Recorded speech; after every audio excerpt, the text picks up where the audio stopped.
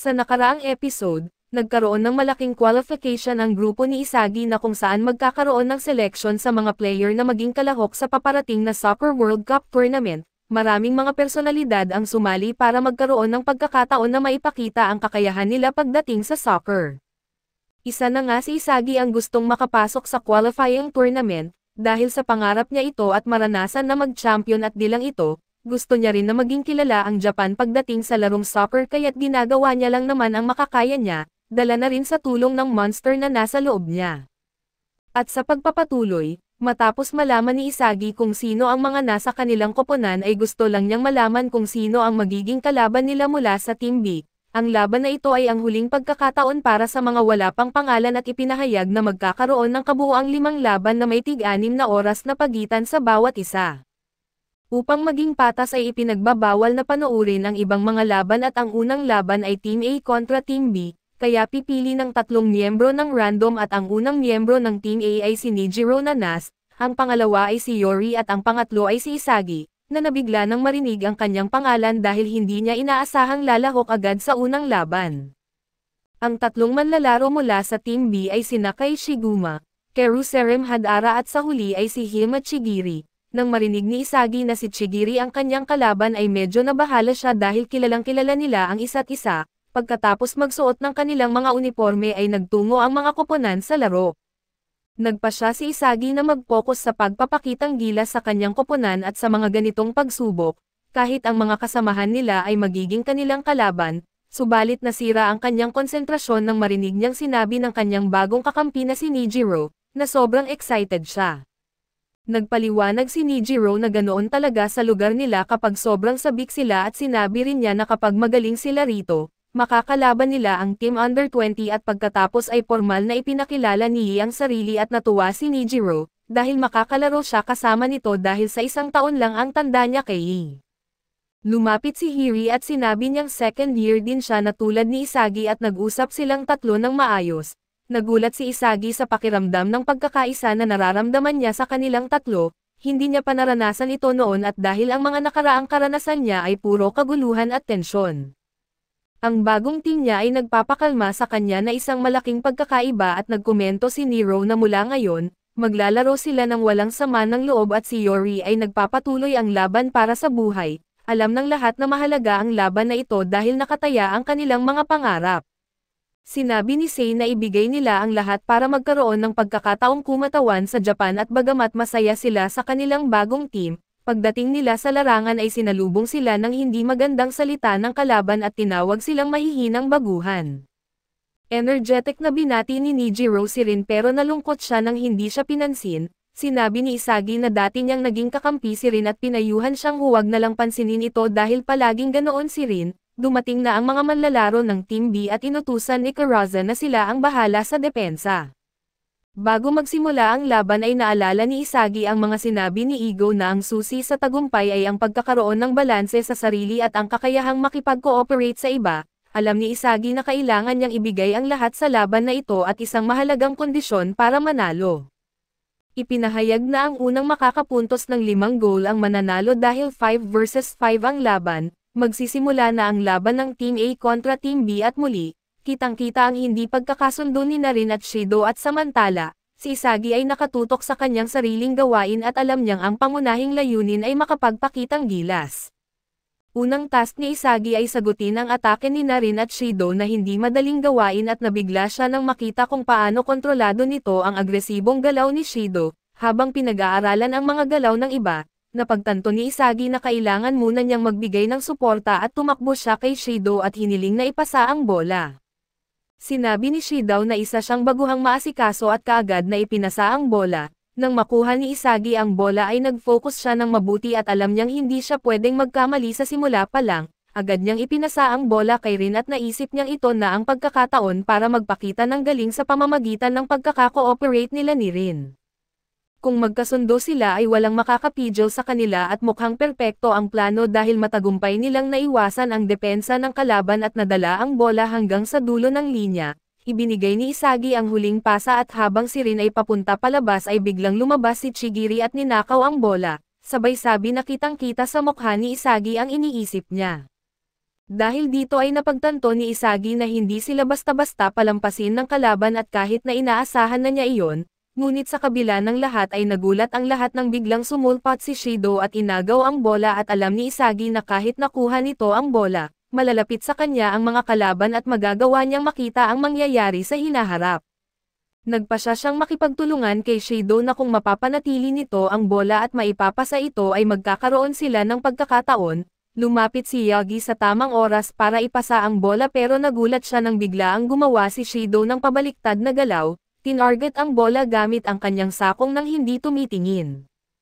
Tumama ito sa goal at nakapuntos ng unang goal si Shido, siya ay ngumiti at sinabi na parang hinati-hati ng kanyang mga selula ang kanyang katawan para makapuntos, sobrang tiwala sa sarili at dahil dito ay napagtanto ni Isagi na ang pambihirang pisikal na kakayahan ni Shido ang siyang nagpapabagsak kay Kunigami.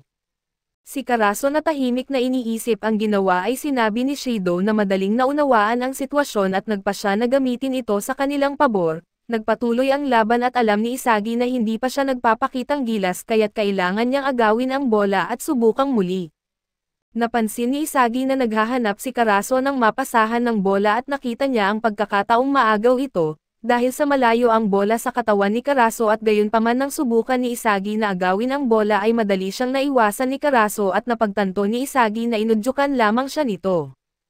Tinawag siyang tanga ni Karaso at ipinaliwanag na siya ay naglalaro lamang kapag sigurado siyang mananalo, hinahanap niya ang mga kahinaan at hindi ang mga kalakasan, dahil mas mataas ang tsansa niyang manalo doon at para kay Karaso si Isagi ang kahinaan ng Team A. Sinabi ni Karaso na kahit nag-improve si Isagi sa pamamagitan ng pakikipag-cooperate sa mga espesyal na kakampi, siya mismo ay pangkaraniwan lamang at gagamitin ni Karaso ang kahinaan na iyon upang pabagsakin ang Team A. Biglang sumisingit si Shido sa pag-uusap at sinabing sumali siya na nagpatigil kay Karaso.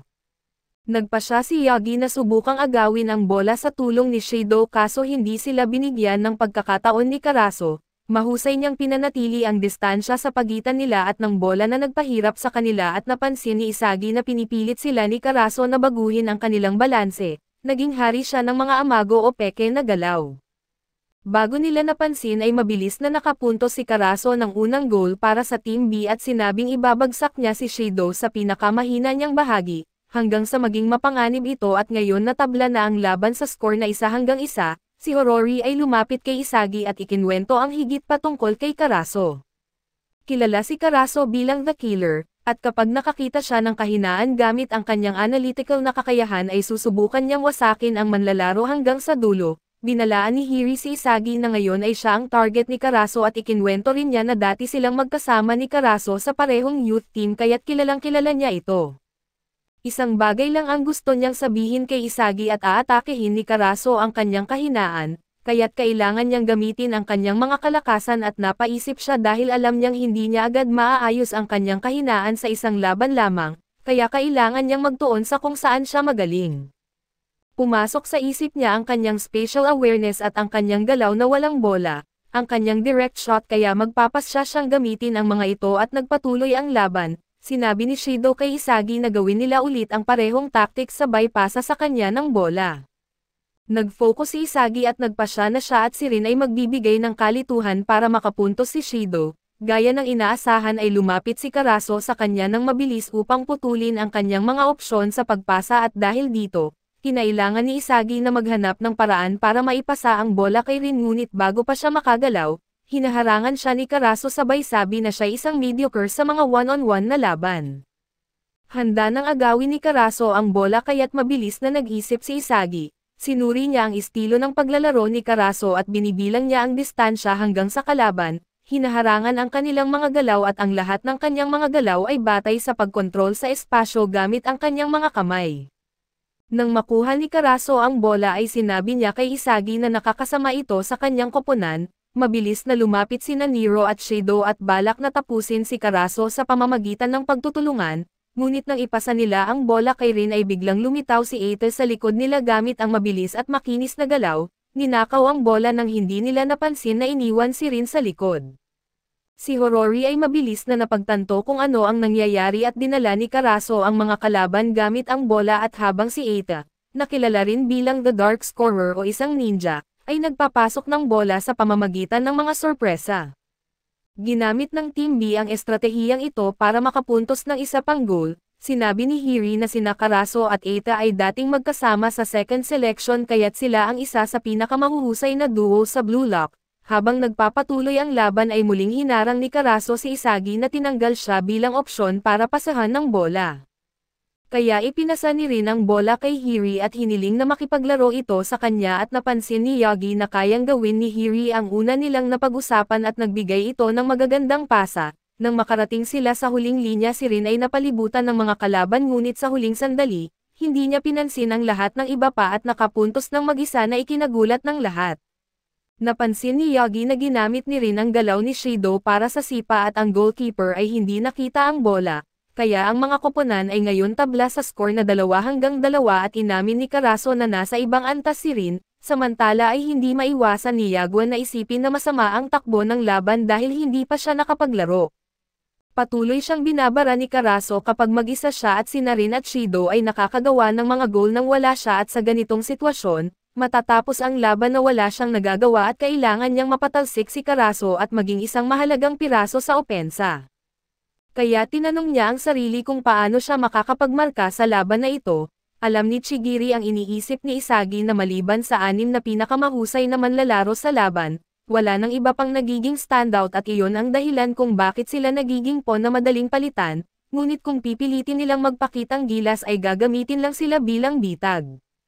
Habang nagpapatuloy ang laban si Chigiri naman ang sumubok magpakitang gilas sa pamamagitan ng mabilis na pagtakbo sa kanan, ni hindi kayang pigilan ni Isagi ang bilis niya at napansin ni Karaso ang bilis ni Chigiri na siyang nais nito na mangyari, binigyan ni Karaso ng pagkakataon si Chigiri at ipinasa ang bola sa kanya. Dahil dito ay nagawang nalampasan ni Chigiri si Rin at ipinasa ang bola kay Eita na nakapuntos ng isa pang goal para sa Team B, nabigla si Yagi dahil si Chigiri ay nagawang baguhin ang takbo ng laro at maipakita ang kanyang kakayahan. Nagpatuloy ang laban ngunit hindi na kinoconsider ni Rin si Isagi bilang opsyon at ipinapasa ang bola kay Hiri.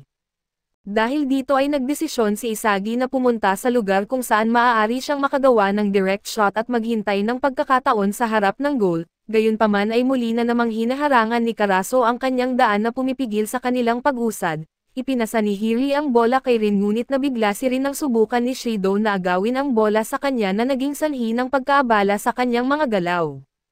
Dahil dito ay nagawa ni Chigiri na agawin ang bola at ipinasa ito kay Eita na mabilis na ipinasa naman ito kay Karaso. Sa loob ng ilang segundo ay nakapuntos ng isa pang goal ang Team B, na nagdala sa kanila sa score na 2-4 at isang goal na lang at panalo na ang Team B. Nagtanong si Isagi kung bakit nagkaroon ng hindi pagkakaintindihan dahil nakita ni Rin ang pinakamahusay na opsyon sa buong field, habang si Shido naman ay gumagalaw ayon sa instinct na hinahanap ang pinakamainam na posisyon. Napaisip si Isagi kung hindi nga ba magkakaintindihan sina Rin at Shido dahil magkaiba ang kanilang paraan ng pag-iisip. Matapos ang malalang pagkakamali na nagawa ni Rin at Shido ay nag-away sila tungkol sa nangyari. Napagtanto ni Isagi na talagang hindi maganda ang kanilang compatibility bilang magkakampi, ngunit sa sandaling iyon ay napagtanto niya na ito ang maaaring pagkakataon niya upang maging kapaki-pakinabang, iyon lang ang iniisip niya na kung paano makikialam sa kanilang sitwasyon. Kaso dito muna matatapos ang recap natin sa anime na ito, salamat sa inyong panonood hanggang sa muli.